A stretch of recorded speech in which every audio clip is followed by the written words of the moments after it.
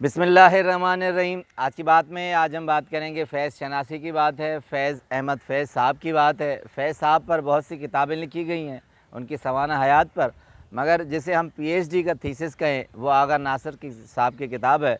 उनकी किताब है हम जीते जी मसरूफ़ रहे। उसके अलावा एक और किताब की कोटेशन है जो मैं इस छोटे से सेशन में हवाला दूँगा। डॉक्टर इशफ़ाक़ हुसैन साहब ने किताब लिखी है, मगर जिसे मुस्तनद अथॉरिटी माना जाता है वो आगा नासिर साहब हैं। उनसे मुलाकातें रही हैं, उन्होंने बाकायदा उन जगहों पर उन अशख़ास से मिलकर रिसर्च की है और उसके बाद ये किताब लिखी है।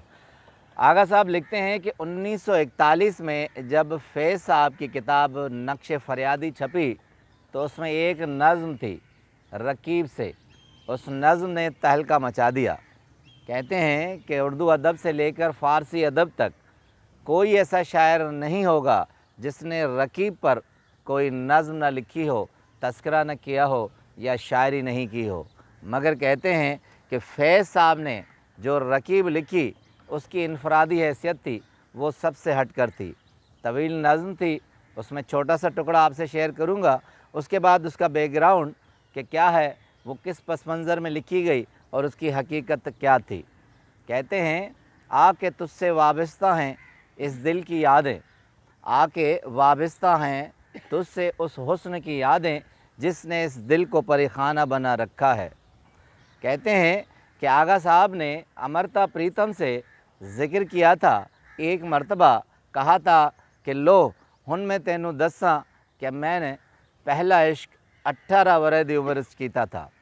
तो कहते हैं कि अमृता प्रीतम बहुत हैरान हुई थी कि आपने 18 साल की उम्र में पहला इश्क किया था, तो वो इश्क आपको हासिल क्यों नहीं हुआ। तो कहते हैं कि हंसकर फ़ैज़ साहब ने कहा था कि उस वक्त हिम्मत ही कहाँ होती थी, उस वक्त हिम्मत होती तो हम अपने लब खोल लेते, मगर लब नहीं खोल सके थे।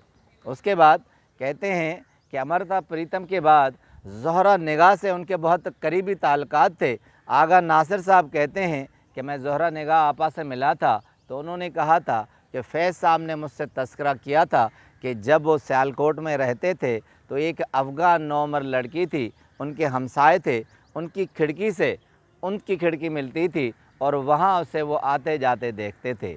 दिल ही दिल में उसे अपना बना सके थे, मगर उनसे इजहार नहीं कर सके थे। कहते हैं कि उनसे वालिहाना उन्हें मोहब्बत थी, मगर कहते हैं कि ज़हरा आपा ने बताया, आगा साहब कहते हैं कि वो तालीम के सिलसिले में लाहौर चले गए और वहाँ पढ़ने लगे।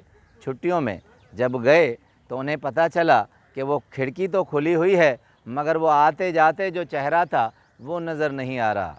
मालूम हुआ कि उसकी शादी हो चुकी है और किसी डोगर ख़ानदान में हुई है।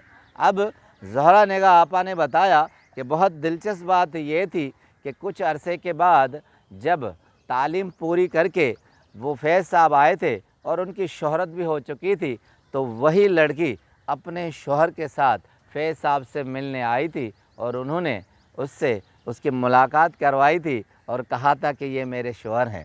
फ़ैज़ साहब बताते हैं बड़े जाओ जलाल वाले आदमी थे, रंगत अच्छी थी, दराज कद था, बहुत ही खूबसूरत थे, मगर ये आलम था कि मुझे उसकी तरफ आँख उठाकर देखा न जाए।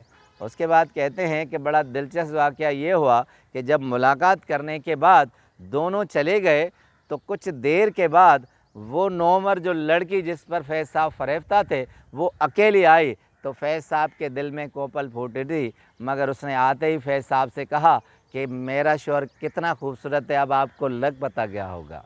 अब कहते हैं कि फ़ैज़ साहब ने कहा यही जुमला था जिसकी बदौलत मैंने ये नज़म लिखी थी और उस रकीब को मैंने वो अपनी नज़म मंसूब की थी कि आके तुझसे वाबस्ता है उस हुस्न की यादें जिसने इस दिल को परेखाना बना रखा है, जिसकी उल्फत में हमने भुला दी थी दुनिया, दहर तो दहर को अफसाना बना रखा है। तवील नज़्म है, बहुत खूबसूरत बैकग्राउंड है। आपका बहुत बहुत शुक्रिया।